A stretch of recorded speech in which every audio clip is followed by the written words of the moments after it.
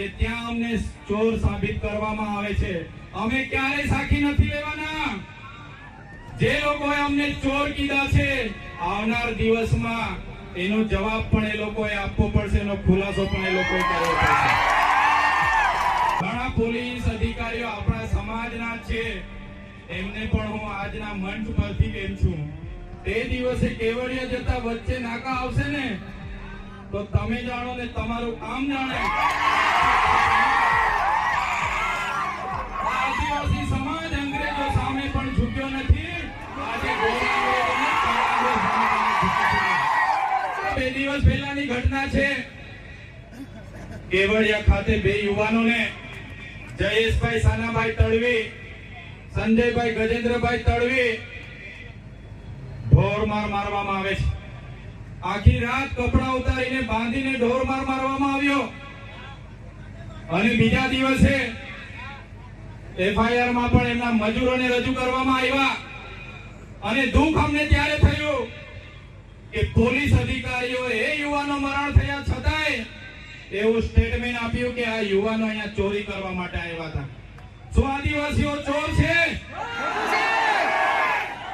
કેવડિયામાં અમારી જમીનો છીનવાયેલી છે, અમારા લોકો વિસ્થાપિત થયા છે, અને દુર્ભાગ્ય અમારું એ છે કે ત્યાં અમને ચોર સાબિત કરવામાં આવે છે.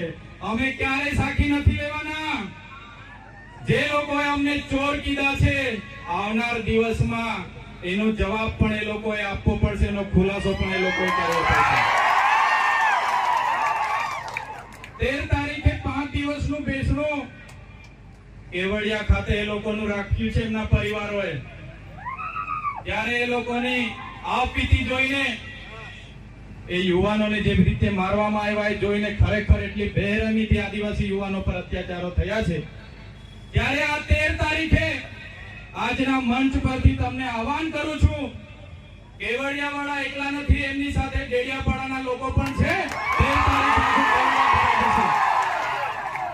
13 તારીખે આખું કેવડિયા અમે ભરી દઈશું. તૈયાર છો બધા? પોલીસના મિત્રોને પણ કેમ છું, ઘણા પોલીસ અધિકારીઓ આપણા સમાજના છે, એમને પણ હું આજના મંચ પરથી કેમ છું, તે દિવસે કેવડિયા જતા વચ્ચે નાકા આવશે ને, તો તમે જાણો ને તમારું કામ જાણે. આદિવાસી સમાજ અંગ્રેજો સામે પણ ઝૂક્યો નથી. આજે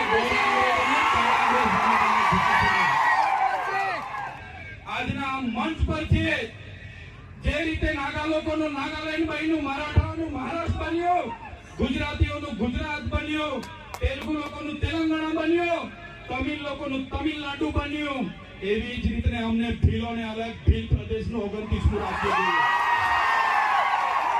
જય ભીલ પ્રદેશ! ભીલ પ્રદેશ અમને 29મું રાજ્ય ભીલોને આબાગીત આપો. એની રાજધાની અમે કેવડિયા બનાવીને રહીશું.